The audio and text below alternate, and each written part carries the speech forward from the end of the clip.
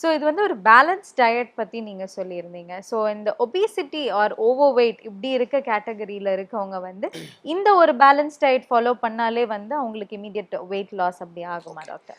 அதான் நான் இன்னும் அகைன் இது ஒரு மிஸ்கன்செப்ஷன் நான் மக்கள் மத்தியில் சொல்லுவேன். இப்போ ஒபிசிட்டின்னு எடுத்தாலே ஓகே சாப்பிட்றனால தான் வெயிட் ஏறுது, ஸோ சாப்பாட்டை கம்மி பண்ணால் வெயிட் குறைஞ்சிரும் அப்படின்னு ஒரு இது இருக்கு. கண்டிப்பா. லெட்ஸ் டேக் ஃபார் எக்ஸாம்பிள், ஒரு ஒரு வீட்டில் 4 பேர் இருக்காங்க, சிஸ்டர்ஸ் பிரதர்ஸ்னு வச்சுக்கோங்க. 4 பேரும் ஒரு வருஷத்துக்கு ஒரே மாதிரி சாப்பிட்றாங்கன்னு வச்சுக்கோங்க. 4 பேர் ஒரே வெயிட் இருக்க போகிறாங்களா? கண்டிப்பா கிடையாது. இல்லை.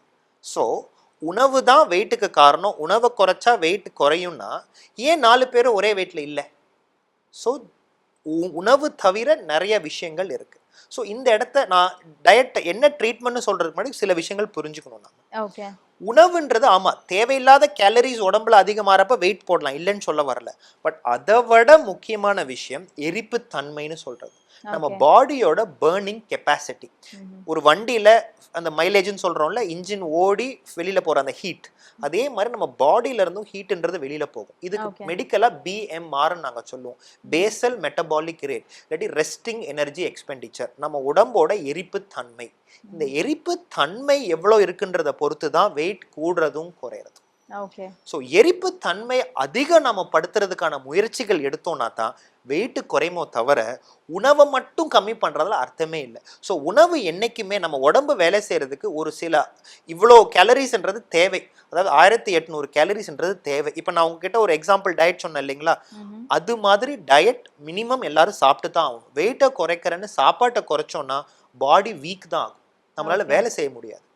வேலை நம்ம நல்லா இருக்கிறதுக்கு தானே எல்லாமே பண்றோம். ஸோ உடம்புக்கு தேவையான நியூட்ரிஷனை கொடுத்து தான் ஆகணும். அதை கம்மி பண்றது நல்ல விஷயமே அல்ல.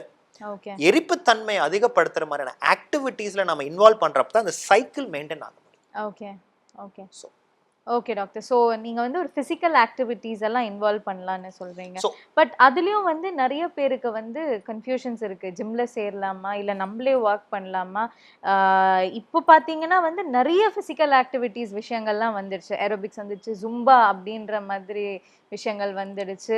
ஏரோபிக்ஸே வந்து இன்னும் மாடிஃபை பண்ணி நம்ம நாட்டு ஸ்டைலாக குத்தோபிக்ஸ் அப்படின்ற மாதிரி விஷயங்கள் கூட வந்திருக்கு டாக்டர். ஸோ இதில் வந்து எப்படி அவங்க கான்சென்ட்ரேஷனை இன்வால்வ் பண்ணணும்? ஓகே.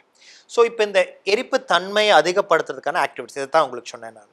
இப்போ நீங்கள் சொன்ன மாதிரி இது எல்லாமே ஏரோபிக்ஸ், ஜும்பா எடுத்துக்கோங்க, ஒரு ரன்னிங் எடுத்துக்கோங்க, ஜாகிங் எடுத்துக்கோங்க, ஸ்விம்மிங் எடுத்துக்கோங்க, டான்ஸிங் எடுத்துக்கோங்க, இது எல்லாத்தோட ஒரே பிரின்சிபல் நம்ம ஹார்ட் ரேட்டை அதிகப்படுத்துறது.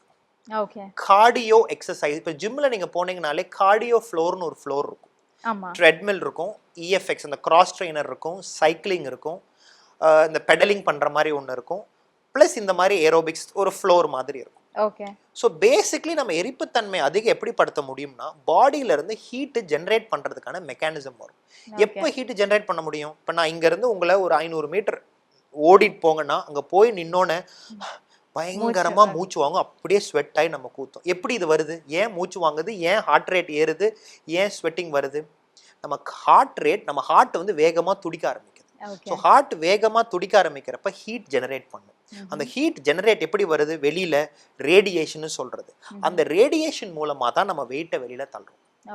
ஸோ நம்ம இது மாதிரி ரெகுலரா நம்ம பண்ணிக்கிட்டே இருக்கிறப்ப தான் நம்ம பாடியோட மெட்டபாலிக் ரேட் அதிகமாகும்.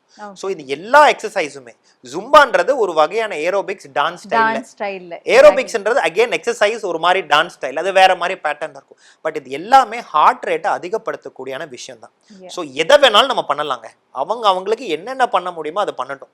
ரன்னிங் பண்றவங்க ரன்னிங் போட்டும், ஸ்விம்மிங் பண்றவங்க ஸ்விம்மிங் பண்ணட்டும், வாக்கிங் பண்றவங்க வாக்கிங் பண்ணட்டும். ஆனா ஹார்ட் ரேட் ஏறுதான் மானிட்டர் பண்ணணும். 4 கிலோமீட்டர் நான் போனேன், டெய்லி வாக்கிங் போறேன், சும்மா ஜாலியா கதை பேசிட்டு போயிட்டு வருது, வாக்கிங்கே இல்லை. போயிட்டு வந்து நின்னா போன் அடிச்சா கூட எடுத்து பேச முடியக்கூடாது. அந்த அளவுக்கு உங்க பாடியில வந்து அந்த ஹார்ட் ரேட் அதிகமாகி மூச்சு வாங்கணும். அந்த அளவுக்கு நம்மள எக்ஸர்ட் பண்ணணும். அது உங்களுக்கு எதுல முடியுமோ அதுல பண்ணுங்க. சிம்பிளா சொல்லணும்னா உங்க ஹார்ட் பீட் உங்களுக்கு கேட்கணும். கேட்கிற அளவுக்கு நம்ம பண்ணணும். Okay doctor. So thank you so much doctor. முதல் நாளாக நான் இன்னைக்கு வந்து நிறைய விஷயங்கள் தெரிஞ்சுக்கிட்டோம்.